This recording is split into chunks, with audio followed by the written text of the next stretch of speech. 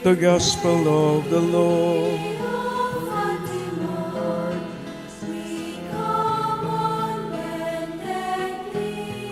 My dear Fatimanian students, our dear parents who are here,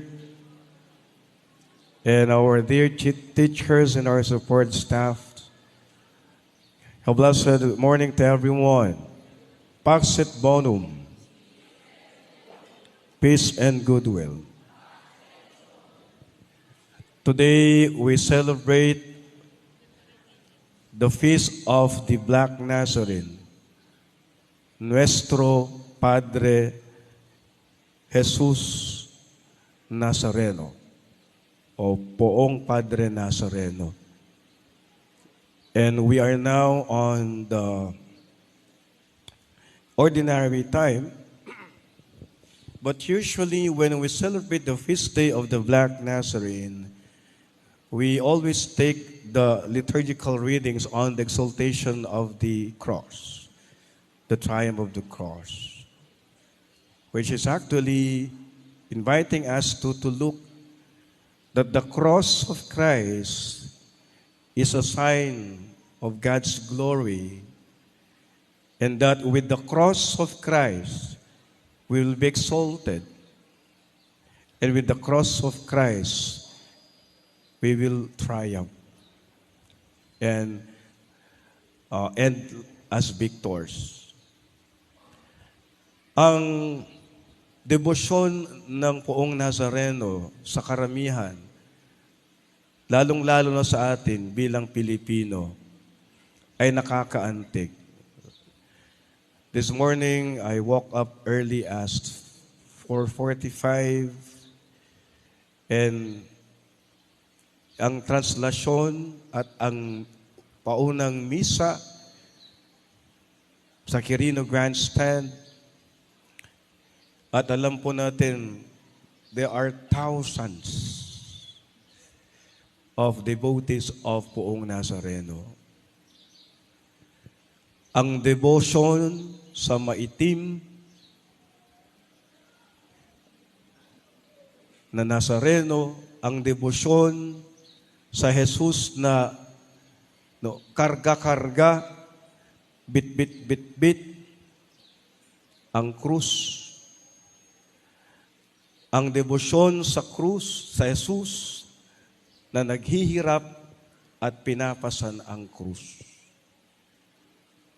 So, ibig po sabihin, napakalapit po sa atin. Dahil hindi po natin may pagkakaila na katulad po ng Poong Nazareno, na marami po tayong karga-karga at bitbiting mga krus at binabaklay sa buhay. Amen? No? Kahit kabataan pa lang kayo, even as young as you are, you can already relate with the Black Nazarene. Because you know that there are a lot of struggles that you also encounter or difficulties in life. Kapag tayo nahihirapan sa buhay, alam po natin na ito'y simbolo ng krus na pinapasan natin. Sa ngayon, kadalasan, napakadali mong naririnig sa makabataan ngayon yung reklamo. Konting hirap lang, parang ayaw nang maghirap. Amen? Nadagdagan ng assignment, no, ayaw nang maghirap. No. O kaya may mga nadadagdag, at ngayon, sa second semester, hindi pa nagsisimula, marami ng reklamo. So, alam niyo po, para bagang kapag tayo po ay nagre-reklamo, ibig sabihin, meron tayong dinadala. Amen? So, lahat tayo may dinadala. Hindi ko alam kung anong dinadala niyo. Tumatawa si Ma'am Joanne. Alam ko. Siguro ang pangalan ng kanyang anak, magiging anak ay Nazareno. No? My dear brothers and sisters, the solemn feast of the Black Nazarene would always bring us to realize na ang Diyos nagsakatawang tao at naging katulad natin. Balikan po natin, napakabilis po ang takbo. Napakabilis po ang pangyayari. Noong isang araw lang, ating mo pinagdiriwang ang Epiphania. Kahapon lamang, pinagdiriwang natin ang the feast of the baptism of the Lord. At ngayong araw ay ating pinagdiriwang ang kapistahan ng Poong Nazareno.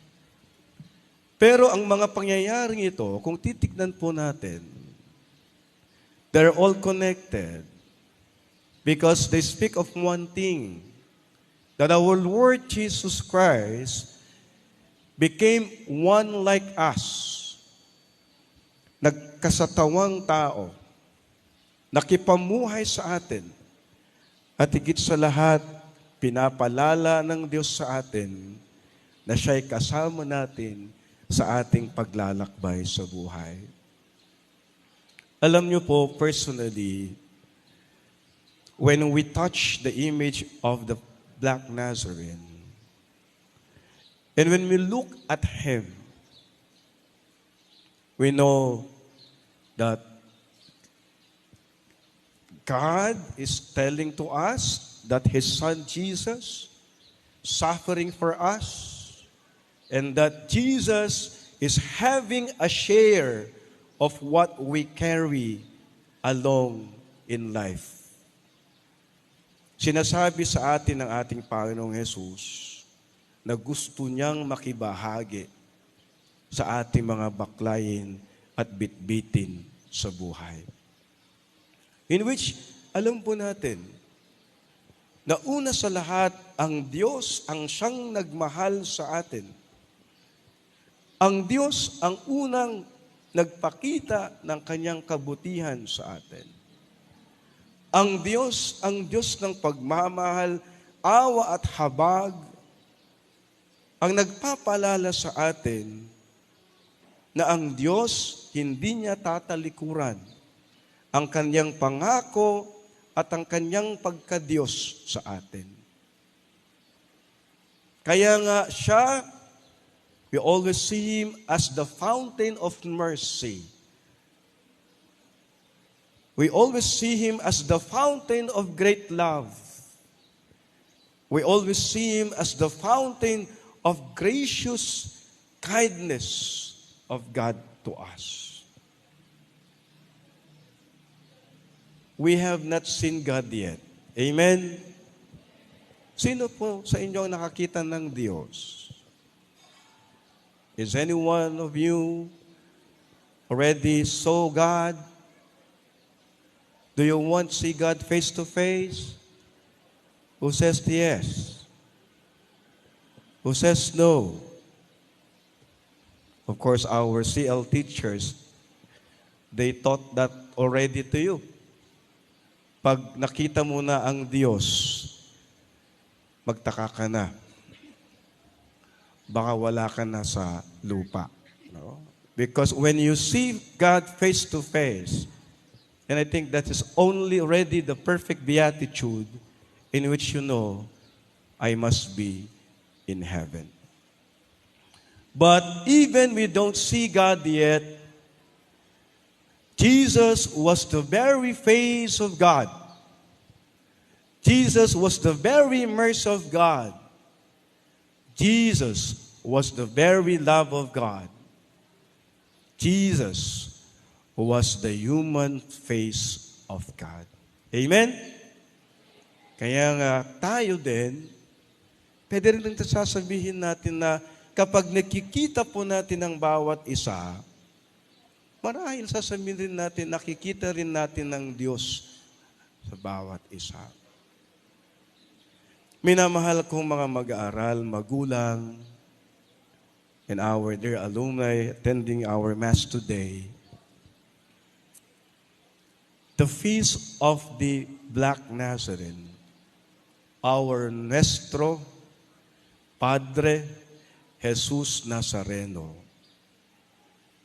ay muli pinagkakaloob niya sa atin ang pagpapala at biyaya na pinararamdam ng Diyos sa atin, nakasama natin siya sa ating paglalakbay. At higit sa lahat, kasama natin si Jesus Nazareno para harapin ang mga pagsubok sa buhay. Ang simbolo ng pasanin na krus ni Jesus ay simbolo ng biyaya ng buhay. Marahil sasabihin natin, paano ba, Father, nagiging blessing ang mga problema? Because in fact, it's true. Problems are blessings in disguise.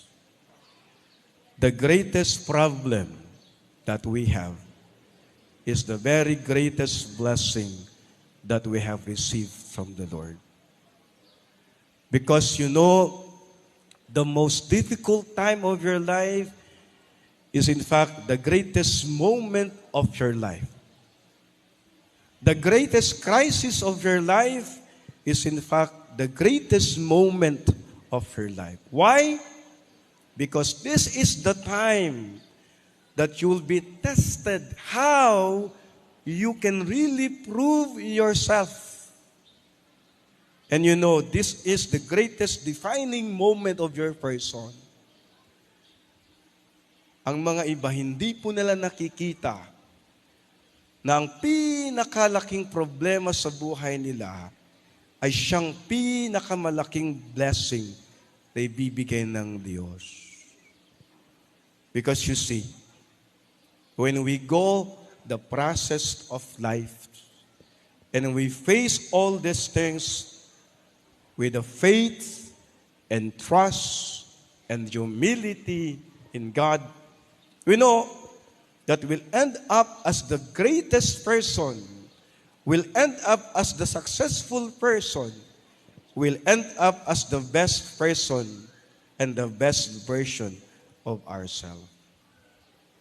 Kaya nga, we can see ourselves in the image of Poong Nazareno. Alam po natin na ang krus na bimibit-bit po natin ay siyang dakilang biyayang ipagkakaloob ng Diyos sa atin. Kaya huwag mong iwanan ng krus mo. Amen? Kasi kadalasan, gusto nating iwanan natin yung krus natin. Sino ang gustong magdala ng krus niya sa buhay? Itaas ang kamay. Konti lang. Sinong gustong biyayaan ng Diyos ng marami? Itaas ang kamay. Ayan, marami. Kung gusto niyong mabiyayaan ng mas marami, buhatin mo ang krus mo. Yakapin mo ang pagsasakripisyo dahil yan ang magiging biyaya mo sa buhay. At the end, we know that the cross of Christ is our salvation in life. That is why let us always carry our cross in life. Again, Jesus walks with us. Jesus lives with us. And Jesus carries our cross in life. Amen.